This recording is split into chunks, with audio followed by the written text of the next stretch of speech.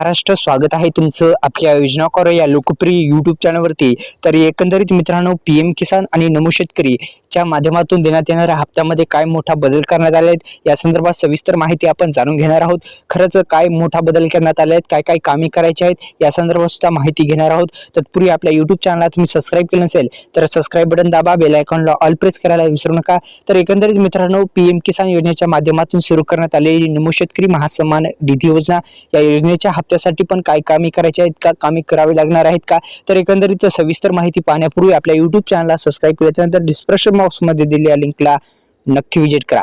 तर एकंदरीत मित्रांनो, पीएम किसान योजनेच्या माध्यमातून अधिकृत वेबसाईटला भेट दिल्याच्या नंतर ई-केवायसी असेल किंवा अनेक प्रकारचे प्रॉब्लेम जे दुरुस्त तुम्ही करू शकता किंवा आपलं स्टेटस तुम्ही काढू शकता। एकंदरीत अशा पद्धतीने स्टेटस काढल्याच्या नंतर तुम्हाला काही प्रॉब्लेम असेल तर दुरुस्त करा, जेणेकरून हप्ते तुमच्या खात्यामध्ये येऊन जातील। हेच काम तुम्हाला करायचं आहे। म्हणजेच काय तर अधिकृत वेबसाईटला भेट द्यायच्या नंतर स्टेटस काढल्याच्या नंतर तुम्हाला जर काही प्रॉब्लेम वाटला, म्हणजे ते तिन्हीपैकी जर नो असं दिसलं किंवा सीएससी सेंटरवर गेल्याच्या नंतर ते स्टेटस काढतील आणि तुम्हाला सविस्तर माहिती सांगतील। ती माहिती दिल्याप्रमाणे तुम्ही ते प्रॉब्लेम आहे ते दुरुस्त करा। हेच तुम्हाला महत्त्वपूर्णचं काम करायचं आहे। म्हणजे लँड सेटिंग स्टेटस, आधार सेटिंग स्टेटस, ई-केवायसी हे तिन्ही प्रॉब्लेम दुरुस्त करायचे आहेत। हेच काम तुम्हाला या पीएम किसान योजनेच्या माध्यमातून देणाऱ्या हप्त्यासाठी करायचं आहे।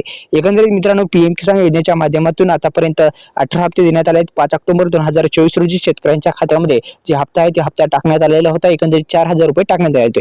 आतापर्यंत नमो शेतकरी महासन्मान निधी योजनेच्या हप्त्यामध्ये एकंदरीत 5 हप्ते टाकण्यात आलेले आहेत। 6वा हप्ता थेट शेतकऱ्यांच्या खात्यामध्ये जमा होणार आहे।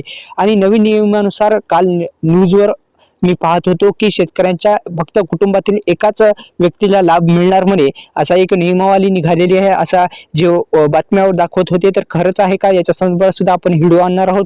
तर आपल्या यूट्यूब चॅनलला तुम्ही सबस्क्राइब केलं नसेल तर सबस्क्राइब करा, बेल आयकॉनला ऑल प्रेस करा।